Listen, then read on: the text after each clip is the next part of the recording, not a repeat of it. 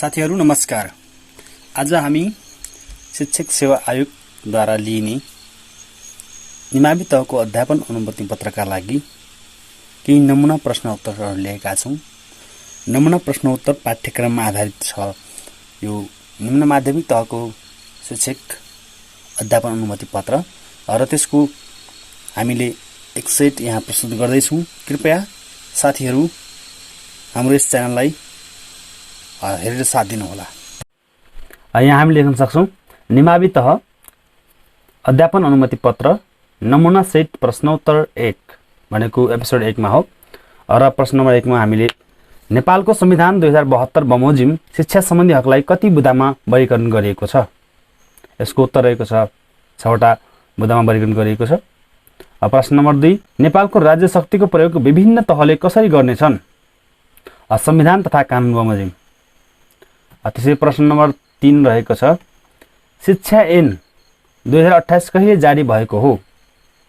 यसको उत्तर विक्रम सम्वत 2028 5 महिना 24 गते। र प्रश्न नम्बर 4 मा राष्ट्रभाषा सम्बन्धी व्यवस्था संविधानको कुन धारामा छ?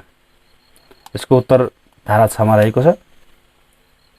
शिक्षकले स्थायी आवासीय अनुमति लिएमा वा सोको लागि आवेदन दिएमा पदबाट हटाइने व्यवस्था शिक्षा ऐन 2028 को कुन संशोधनले गरेको छ? यो प्रश्न नम्बर 5 थियो र यसको उत्तर 8औं संशोधनले शिक्षा ऐन 2028 को 8औं संशोधनले यो व्यवस्था गरेको थियो। र प्रश्न नम्बर 6 शिक्षक सेवा आयोगका अध्यक्ष र सदस्यको पदावधि कति वर्षको हुन्छ? यसको उत्तर 5 वर्षको हुन्छ। प्रश्न नम्बर 7 राष्ट्रिय परीक्षा बोर्डको स्थापना कहिले भएको हो? यसको उत्तर विक्रम सम्वत 2073 साल असार 15 गते भएको हो। प्रश्न नम्बर 8 यस प्रकार रहेको छ शिक्षा नियमावली 2059 संशोधन सहित अनुसार सामुदायिक विद्यालयको स्थायी शिक्षकको राजीनामा स्वीकृत गर्ने काम कसले गर्दछ? यसको उत्तर शिक्षा विकास तथा समन्वय इकाइ प्रमुख। प्रश्न नम्बर 9 शिक्षकले पालना गर्नुपर्ने आचार संहिता सम्बन्धी व्यवस्था शिक्षा नियमावलीको कुन नियममा उल्लेख गरिएको छ? नियम 133 मा उल्लेख गरिएको छ। प्रश्न नम्बर 10 शिक्षक सेवालाई समावेशी बनाउन छुट्याइएको पदको कति प्रतिशत दलितलाई छुट्याइएको छ? यसको उत्तर रहेको छ 9%। त्यसैगरी हामी प्रश्न नम्बर 11 मा जान्छौँ। प्रधानाध्यापक र शिक्षक समान तह र श्रेणीको भएमा शिक्षकको सुपरिवेक्षकको हैसियतमा कसले अङ्क प्रदान गर्ने व्यवस्था छ? यसको उत्तर सम्बन्धित तहको शिक्षा हेर्ने प्रमुख। त्यस्तै गरी प्रश्न नम्बर 12 शिक्षकको कार्य सम्पादनका आधारमा हुने बढुवा पछिल्लो कति वर्षको कार्य सम्पादन मूल्याङ्कन बापतको अङ्क गणना गर्ने व्यवस्था छ? यसको उत्तर 5 वर्ष। प्रश्न नम्बर 13 स्थानीय सरकार सञ्चालन ऐन 2074 मा शिक्षा सम्बन्धी गाउँ वा नगरपालिकालाई प्रदान गरिएका अधिकारहरू कतिवटा बुँदामा उल्लेख गरिएको छ?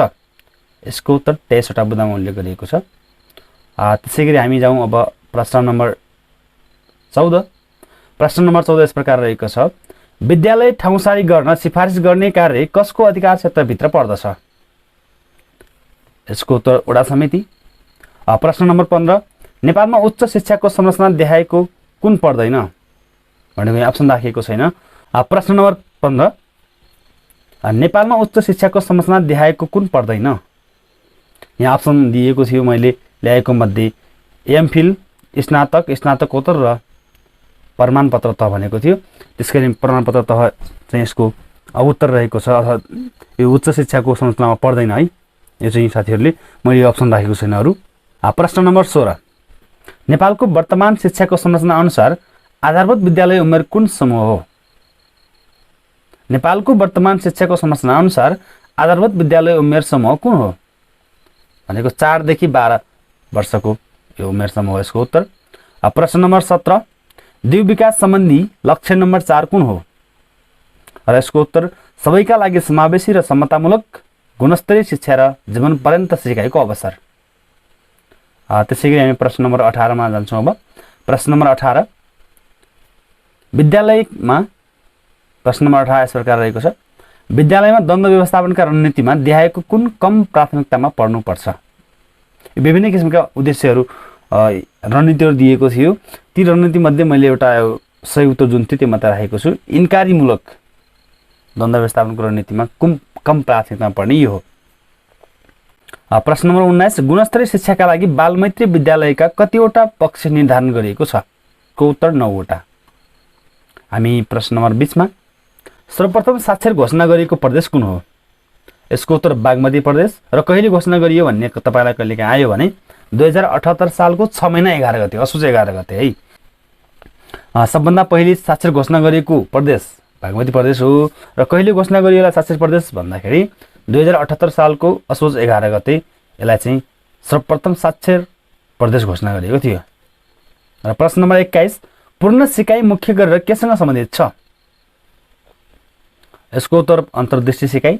प्रश्न नम्बर 22 यस प्रकार रहेको छ। अब दीर्घकालीन स्मृतिलाई डडट मस्तिष्क भनिन्छ। यसको उत्तर अर्ध चेतन मस्तिष्क भनिन्छ। प्रश्न नम्बर 23, मानव विकासमा 18 देखि 40 वर्षसम्मको अवधि कुन हो? भनेको यो चाहिँ प्रारम्भिक वयस्कावस्था चाहिँ यो उमेर हो। त्यसैगरी प्रश्न नम्बर 24, विद्यालय सुधार योजनाको सो लेखाजोखा र स्वीकृत कसले गर्दछ? यसको उत्तर विवेश अर्थात् विद्यालय व्यवस्थापन समिति। प्रश्न नम्बर 25, विद्यालय सुधार योजना निर्माण कार्यदल डडट सदस्य हुने व्यवस्था छ? यो 5 सदस्य हुने व्यवस्था छ विद्यालय सुधार योजना निर्माण कार्यदल। प्रश्न नम्बर 26, शिक्षक विद्यार्थी र अभिभावक बीच कस्तो सम्बन्ध रहेको हुन्छ? यसको उत्तर त्रिकोणात्मक। प्रश्न नम्बर 27, कलेज अफ एजुकेसनको स्थापना कहिले भएको थियो? विक्रम सम्वत 2013 भाद्र 24 गते यसको स्थापना भएको थियो। कलेज अफ एजुकेसनको स्थापना चाहिँ विक्रम सम्वत 2013 भाद्र 24 गते भएको थियो। प्रश्न नम्बर 28, शिक्षकलाई तालिमका लागि कसले सिफारिस गर्दछ? यसको उत्तर विद्यालय निरीक्षकले। प्रश्न नम्बर 29, शिक्षक सेवा आयोगले अध्यापन अनुमति पत्रको लागि लिने परीक्षाको उत्तीर्णाङ्क कति तोकेको छ? यसको उत्तीर्णाङ्क 50 तोकेको छ। जम्मा पूर्णाङ्क 100 हुन्छ। 100 मध्ये हामीले अध्यापन अनुमति पत्रको लाइसेन्स लिने प्राप्त गर्नका लागि 50 अङ्क ल्याउनु पर्ने हुन्छ। प्रश्न नम्बर 30, एक कार्यालयबाट अर्को कार्यालयलाई पत्राचार गर्दा राखिने नियमित तथा व्यवस्थित अभिलेख नै डडट हो। यसको उत्तर चलानी हो यो। प्रश्न नम्बर 31, लालमोहर लागेका कागजात डडट समयपछि धुल्याउन सकिन्छ? यसको उत्तर कहिले धुल्याउन नसकिने, किनभने हाम्रो लालमोहर लागेको महत्त्वपूर्ण कागजात हुन्छन्। यिनी कागजातहरूलाई हामीले कहिले पनि धुल्याउन मिल्दैन। जस्तो कि देशका कुनै पनि देशका नाप नक्सा, कुनै देशबीच भएका सन्धि सम्झौता, यस्ता प्रकारका अभिलेखहरू हामीले चाहिँ कहिले पनि धुल्याउन मिल्दैन, जसलाई चाहिँ लालमोहर लगाइएको हुन्छ। र प्रश्न नम्बर 32, एकतर्फी सञ्चार नेतृत्वको कुन शैली अन्तर्गत पर्दछ? निरङ्कुश नेतृत्व यसको उत्तर। प्रश्न नम्बर 33, व्यवस्थापनको क्षेत्रमा एक बहुचर्चित फ्रेज नै बनाएका छन् जसलाई पोस्ट कभ भनिन्छ हैन? त्यसको कसको अवधारणा हो? पोस्ट कभ भनेपछि लुथर गुलिक, प्रशासनविद लुथर गुलिकको चाहिँ अवधारणा पोस्ट कभ हो। प्रश्न नम्बर 34, शिक्षा नियमावली अनुसार विद्यालयमा हुनुपर्ने न्यूनतम पूर्वाधारमा कक्षा कोठाको उचाइ कति हुनुपर्ने व्यवस्था छ? यसको उत्तर 9 फिट। प्रश्न नम्बर 35, पाठ्यक्रमको लक्ष्य केन्द्रित ढाँचाका प्रतिपादक को हुन्? यसको उत्तर टायलर। प्रश्न नम्बर 36, नेपालमा सर्वप्रथम कुन आयोगले मातृभाषामा प्राथमिक शिक्षा दिनुपर्ने भनी सिफारिस गरेको थियो? यसको उत्तर राष्ट्रिय शिक्षा आयोग 2049। प्रश्न नम्बर 37, कम समयमा धेरै विषयवस्तुको ज्ञान दिन उपयोगी शिक्षण विधि कुन हो? यसको उत्तर प्रवचन। प्रश्न नम्बर 38, प्रदर्शन विधिका प्रतिपादक को हुन्? यसको उत्तर विलियम बुन्ट। प्रश्न नम्बर 39, वार्षिक योजना तयार पार्ने मुख्य जिम्मेवारी कसको हो? यो विषय शिक्षकको हो। विद्यालयको वार्षिक योजना भन्यो भने प्रधानाध्यापकलाई हुन्छ र विषयगत अथवा सोझै वार्षिक कार्ययोजना मात्रै भन्यो भने चाहिँ हामीले विषयगत शिक्षक सम्झनु पर्दछ। हामी नजोकिन साथीहरू, जस्तो विद्यालयको वार्षिक कार्ययोजना कसले तयार पार्ने मुख्य जिम्मा हुन्छ भन्यो भने हामीले चाहिँ प्रधानाध्यापक भन्छौँ। तर विषयगत अथवा सोझै चाहिँ वार्षिक योजना मात्रै भन्यो भने वार्षिक योजना कसले तयार पार्छ अथवा कहिले जिम्मेवारी छ के भन्यो भने चाहिँ विषयगत शिक्षकको सम्झनु पर्छ है हामीले। प्रश्न नम्बर 40, कुन योजना बढी शैक्षिक भन्दा प्रशासनिक महत्त्वको हुन्छ? यसको उत्तर कार्ययोजना। र एउटा प्रश्न नम्बर 41 मा एउटा भनाइ आएको छ, मूल्याङ्कन एउटा प्रक्रिया हो जसबाट एउटा कार्यको मूल्य पत्ता लगाइन्छ। यो भनाइ कसको हो? भनाइरहेको छ, यो भनाइ चाहिँ एलेक्स जोन्डरको। प्रश्न नम्बर 42, इन्टरनेटमा सबभन्दा बढी लोकप्रिय रङ कुन हो? हामीले प्रयोग गर्ने इन्टरनेट छ जुन हामी सजिलै अनुमान पनि गर्न सक्छौँ। इन्टरनेटमा सबभन्दा बढी प्रयोग हुने लोकप्रिय रङ भनेको नीलो अर्थात् ब्लू हो। प्रश्न नम्बर 43, कम्प्युटरका पिता भनेर कसलाई चिनिन्छ? यसको उत्तर रहेको छ चार्ल्स ब्याबेज।